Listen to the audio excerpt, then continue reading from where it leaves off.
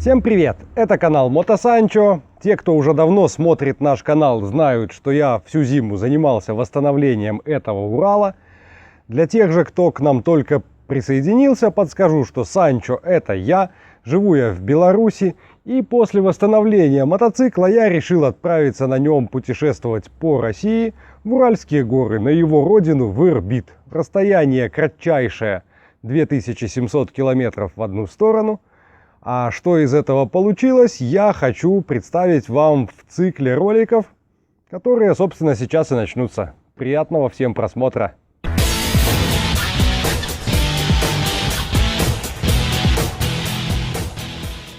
Всем привет! Это канал Мотосанчо. Сегодня пятница, 7:30 утра. Наверное, стоило выехать немножко раньше, но не получилось. Опять до середины ночи я сидел, монтировал видео про обкатку.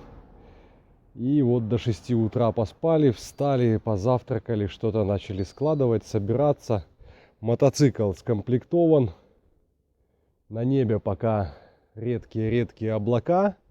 Дождя пока не ожидается, будем надеяться на лучшее. И мы выезжаем из Гомеля в сторону города Рыльск. Это у нас будет первая путевая точка в нашем путешествии. Ну и, пожалуй, не будем затягивать, поедем в дорогу. На первой заправке на выезде из города заливаюсь до полного и будем считать расход. То есть проедем сейчас километров 100, заправимся на следующей заправке снова до полного. Очень удобно, получим расход. Ну а если будет не ровно 100 километров, то как-нибудь высчитаем, не проблема. Мы одолели первые 50 километров от дома и находимся сейчас ровно на границе между Беларусью и Россией. Сзади у меня стоит Стелла. Беларусь, Россия. В ту сторону Гомельская область, а туда у нас Брянская область. Мотоцикл пока ведет себя нормально, не капризничает, критичного перегрева нет, но остановились. Немножко передохнем, пускай он остынет, а мы хоть чуть-чуть отогреемся. Все-таки что за лето в этом году? Июль месяц, должно быть жарко, а мы сейчас едем где-то плюс 10. Я вот, подъезжая к границе, правой руки не чувствовал вообще. Такой холод. Примотал я вчера на подножку коляски канистру с водой, на всякий случай, руки помыть или приготовить что-нибудь. Рюкзак с одеждой. Внутри багажник тоже весь забит какими-то запчастями, прочими нужными вещами. Палатка едет у нас в коляске и сумка на бак, ну, для всяких полезных мелочей, которые должны быть под рукой. Следующую остановочку сделаем еще километров через 50, заправимся и как раз посчитаем расход бензина на 100 километров.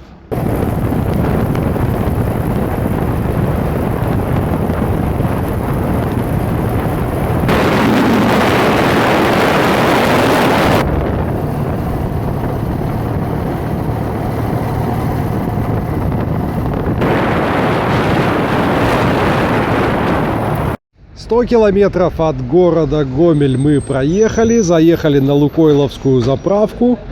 И сейчас как раз узнаем, какой же у нас расход на сотню. Это будет очень важный экономический параметр для дальнейшего расчета бюджета нашей поездки.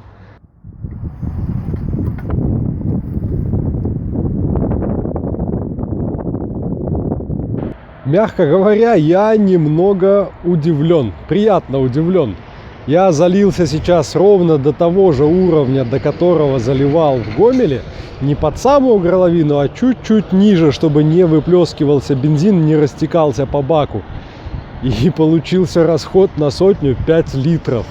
5 литров с коляской. Обалденно, фантастика. Ну а сейчас все-таки 100 километров мы проехали. Стоит, наверное, посмотреть техническое состояние мотоцикла, проверить уровень, еще что-нибудь.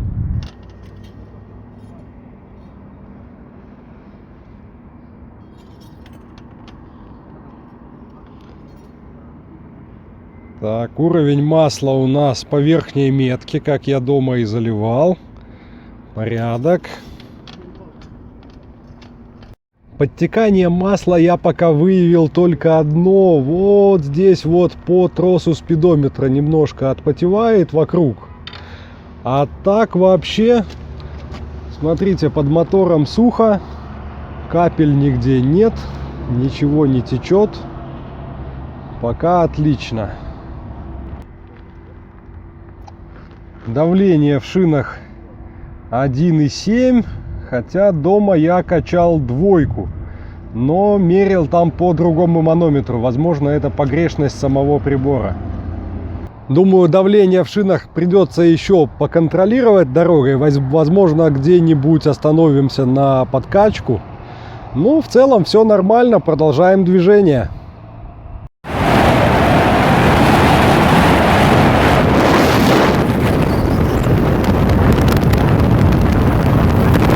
С Брянской трассы мы свернули на второстепенную дорогу, которая ведет в город Погар, Трубчевск и дальше выходит туда, к Рыльску. И, естественно, сразу дорога стала гораздо хуже.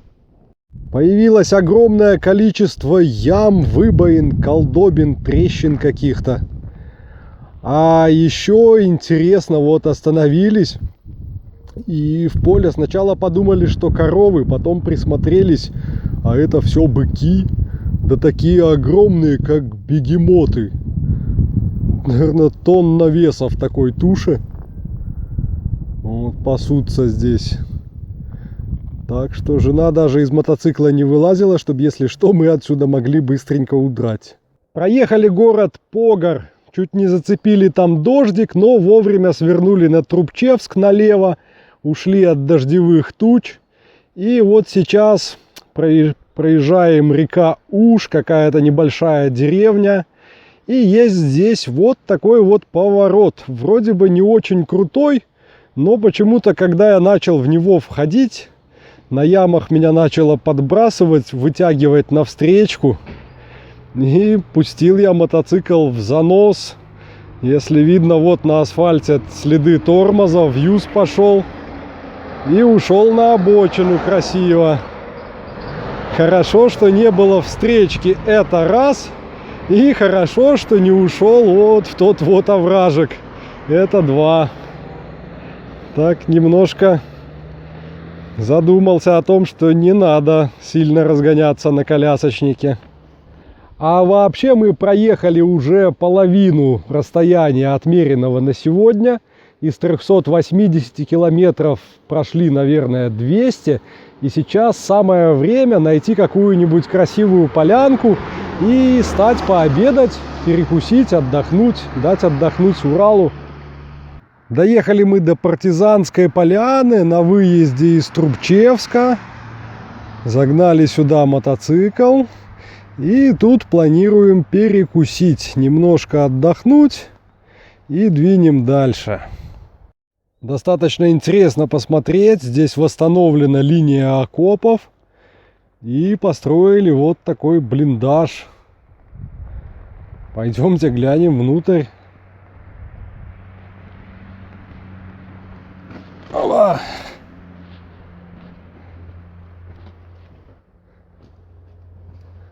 Пулеметное гнездо. На удивление, здесь даже чистенько. Никто ничего не нагадил. Значит, все-таки уважение есть. Пока жена приготовит бутерброды, я закипячу водички и заварю натуральный кофе. Есть у нас для этого турбопечка.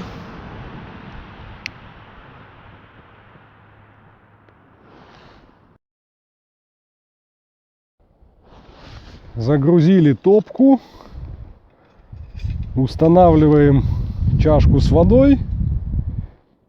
И включаем наддув.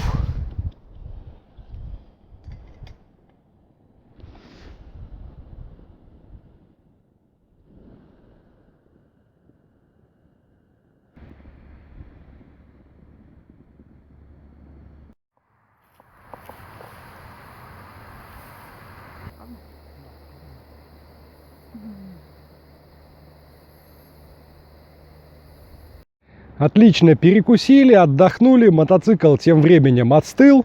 Проверили опять уровень масла, все в норме, давление в колесах тоже не изменилось, все держится. Навигатор сейчас рисует нам 150 километров до города Рыльска. Я думаю, еще 2-3 остановки сделаем, так, не спеша будем ехать, чтобы все-таки потихоньку, постепенно все притиралось. Отмахали мы от крайней заправки 200 километров, итого от Гомеля уже 300, до места остается 80. Еду, думаю, надо заправиться для разнообразия, заодно как раз удобный расход будет считать, такая круглая цифра пробега. Вижу, стоит заправка, Нефтьхолдинг. Что, думаю, за Нефтьхолдинг? Вдруг у них бензин какой-нибудь бодяжный? Потом вспоминаю, я же в принципе не на Голдвинге, я на Урале, которому вообще положен 76-й, в крайнем случае 80-й. Заехали, заправились 92-м, влезло вот за 200 километров 11 литров, то есть по 5,5 литров на 100 километров расхода. Вполне неплохо. Может быть, это зависит от скорости, едем-то мы 60 километров в час, не спеша. Посмотрим. Вот, если двинемся от Рыльска дальше, уже с большими скоростями, посмотрим, какой расход будет там. Мы сегодня целый день едем между какими-то маленькими тучками, из которых идет дождь. Такие облака, буквально там 5 на 5 километров, висит в небе, из него прямо видно стеной идет дождик. Ох ты, вон радуга, как раз вот из такого вот облака. И только что мы поймали такую вот тучку и под ней ехали, наверное, километров 10. Она двигалась вместе с нами. А мы, собственно, ехали и мокли. 300 километров проехали сухими. И вот что самое обидное, вот здесь вымокли, штаны все мокрые. Приходится останавливаться, что-то там переодевать, да просто вот на солнышке постоять, хоть немножко посушиться, потому что до места осталось ехать километров 40, и доехать мы не успеем высохнуть. Пока стоим здесь, немножко обсыхаем, заинтересовались, что же это такое растет в поле беленькими такими цветочками. Нашли табличку, и оказалось, что это гречка. Сразу вспомнился анекдот про то, что кашу маслом не испортишь, приговаривал байкер, сливая отработку в гречишневое поле. О, сколько гречки.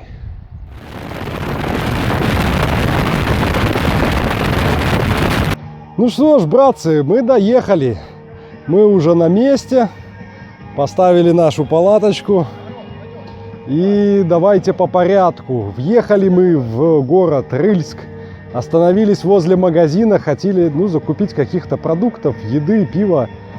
И на входе в магазин уронил я свой шлем прямо визором на крыльцо. И автоматически попал на 35 евро. Но ничего, бывает ерунда. Потом плутали по Рыльску, искали, где же тут место проведения фестиваля. Пересеклись с одними мотоциклистами, со вторыми. Третий человек нам подсказал, куда ехать.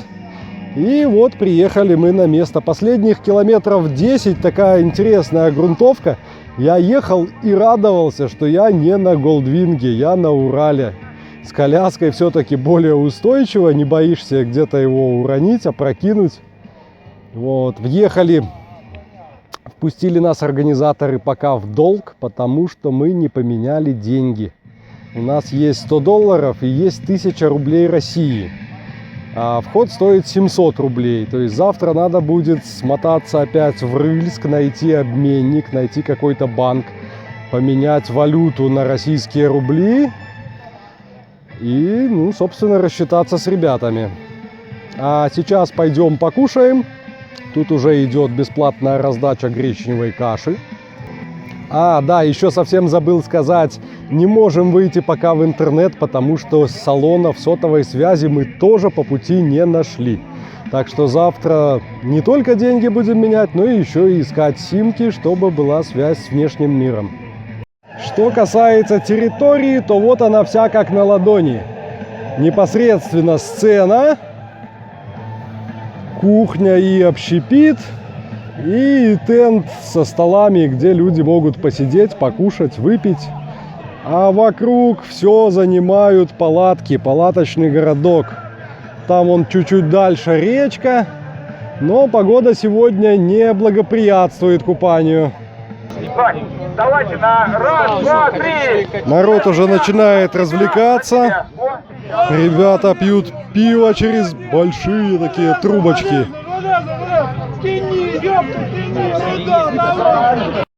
Для гостей работает полевая кухня. Подходи бесплатно, ешь не хочу. Каши хватает. Никто в очереди не стоит.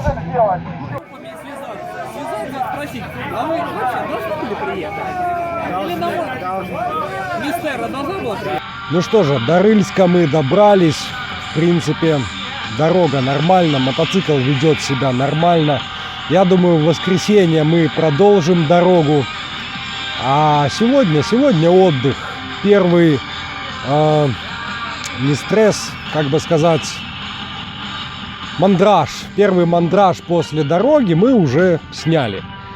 Люди гостеприимные, приняли сразу так радушно, влились мы тут как родные.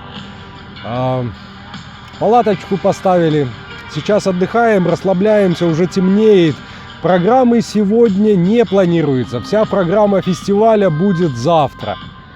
А сегодня, просто вот сцена, фоновая музыка, общепит. Люди отдыхают.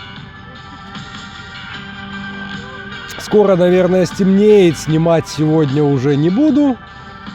В принципе, сегодня ничего значительного происходить уже и не должно. Так что, наверное, прощаюсь. До завтра. На этом первый день заканчивается. Всем спасибо, что смотрели.